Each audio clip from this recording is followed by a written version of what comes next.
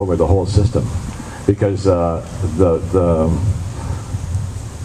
purpose of this Obamacare system really is rationing. And the way this system is set up is that you're not going to be able to get that drug under the Obamacare system because they're not going to want to pay for it, and you know, people are going to suffer more.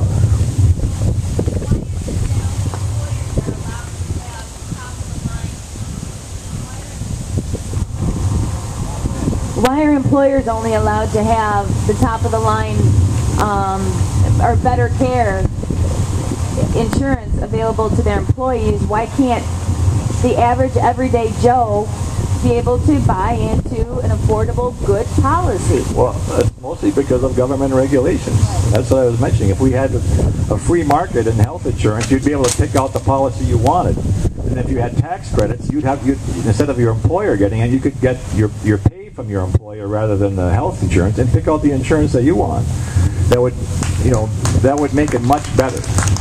Because then you would be shopping, you'd be knowing what you wanted to get. I mean, I don't buy the same car insurance as you. You probably have this deductible, and I have a different. We all do what we want for our own situation, and that's what we need more of. We need to be the shopper for this. The patient should be the person who is deciding about health care, not the third-party payer, the government. We need to tax credit you for that, but there's going to be much better shopping for health insurance and much better. Much lower cost because of that when you do your own shopping.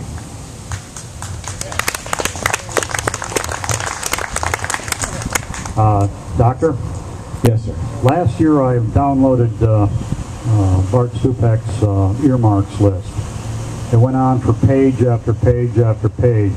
Most of them could not be justified under the United States Constitution as a federal expenditure. We only have one representative in Michigan, Thaddeus McCotter, who refuses to request earmarks. Would you join him? Yes, sir. Thank you. I believe that we need to cut government spending. We need to stop them taking our money from us, and we will have it to spend ourselves, not for them to decide where to spend our money. People are begging to get our own money back.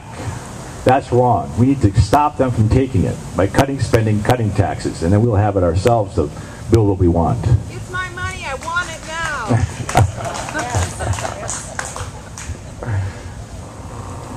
Is that it? Dr. Dan, I've heard that you didn't have enough yard signs, so if anybody that wants one, come see me. They're at our headquarters.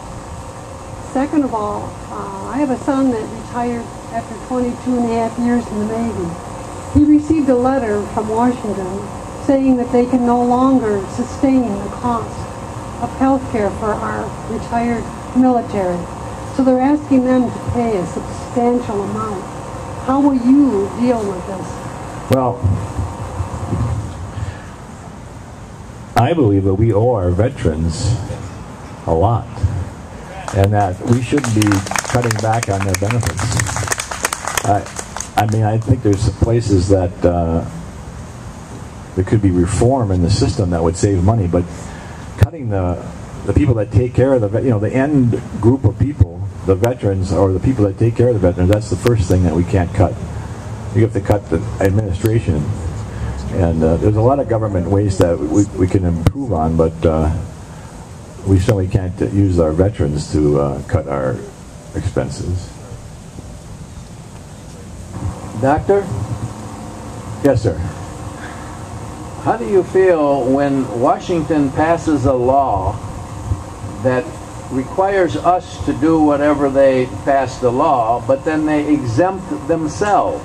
Yeah. Can you actually believe that this is going on? I know. That's why I'm standing here, sir. I'm not fly fishing, okay? Because it'd be a lot easier to fly fish and just let the country go to wherever it's going. But we got to put a stop to these people that are arrogant enough to pass laws that don't affect themselves. I mean, we're not going to do that when I get there. I'm not voting for anything like that. It's hard to believe that they actually do the things that they do.